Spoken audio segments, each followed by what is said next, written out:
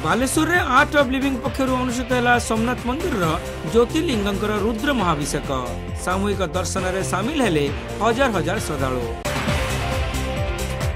द्वादश ज्योतिर्लिंग मध्यरु अन्यतम गुजरात प्रसिद्ध सोमनाथ मंदिर ज्योतिर्लिंगंकर आर्ट ऑफ लिविंग संगठन आनुकूल्य जारी रही समग्र देश भ्रमण कार्यक्रम अंतर्गत बालेश्वर में पहुंची ज्योतिर्लिंग।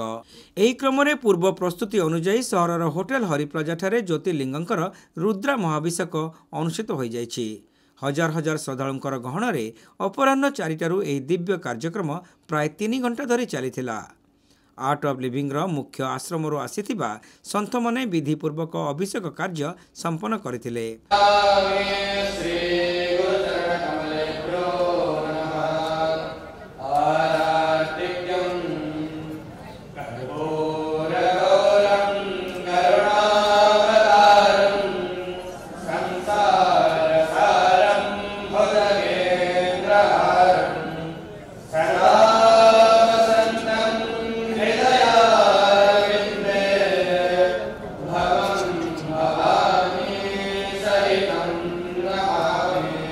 बीसीआईसी अध्यक्ष संजय दास, आर्ट ऑफ लिविंग प्रशिक्षक राजेंद्र प्रसाद दास, प्रकाश दास, भगवान दासगुप्ता, अंजू खंडेलवाल प्रमुखों सह संगठन संख्याधिक सदस्य उपस्थित रही समस्त कार्यक्रम परिचालना सह कार्यक्रम आभिमुख्य संपर्क में सूचना देते।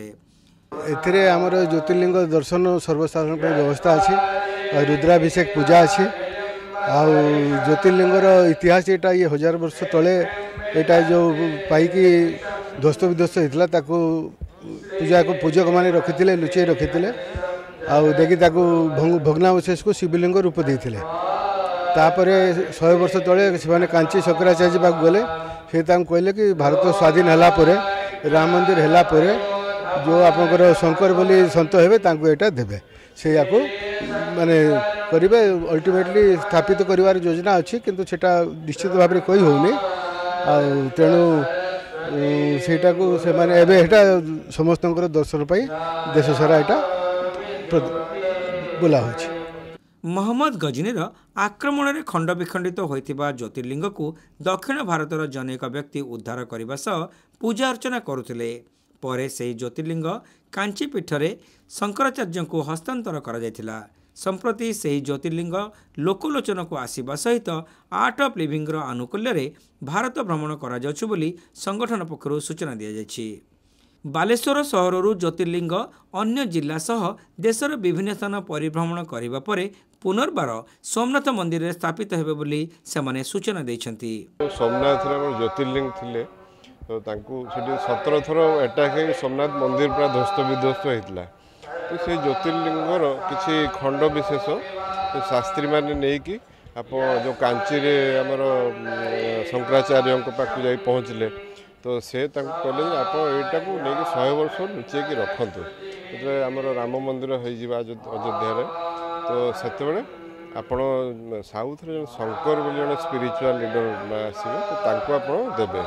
तो ये जनवरी मसरे तो से आनी गुरुजी को श्री श्री रविशंकर जी जो आर्ट ऑफ लिविंग फाउंडेशन प्रतिष्ठाता तांको से देले। तो गुरुजी से रखिकी यहाँ भी बहुत साइंटिफिक टेस्ट है भितर आयरन कंटेंट ना कि आप देखिए मैग्नेटिक प्रॉपर्टी अच्छी। तो यहाँ विश्वास करा टेस्ट भी कराई पृथ्वी पृष्ठर ये किसी मेटाल भी बाहर कौन ग्रह रू कौन स्टार रू तो बर्तमान से गुरुजी ऑल ओवर माने इंडिया सारा प्रत्येक जगार एमती बुलूँ जा प्रत्येक जगार आप कटक होता ढेंकानाल पारादीप होता काली बारिपदार हम प्रत्येक जगह रुद्राभिषेक करा तो आज बालेश्वर आम जो आर्ट ऑफ लिविंग फाउंडेशन अच्छी बालेश्वर चैप्टर द्वारा ये प्रोग्राम आयोजन कराई तो जहाँद्वारा कि सर्वसाधारण ज्योतिर्लिंग दर्शन करें बस रुद्राभिषेक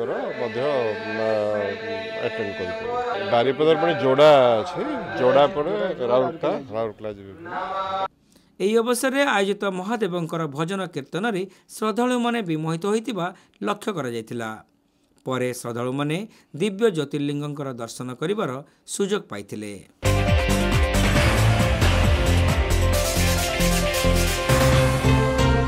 Saint John college of nursing and paramedicals रे एडमिशन चली बैचलर ऑफ फिजियोथेरापी बा बीपीडी कोर्स पाई जोगाजोग करंतु। Saint John college of nursing and paramedicals mission compound Baleshwar.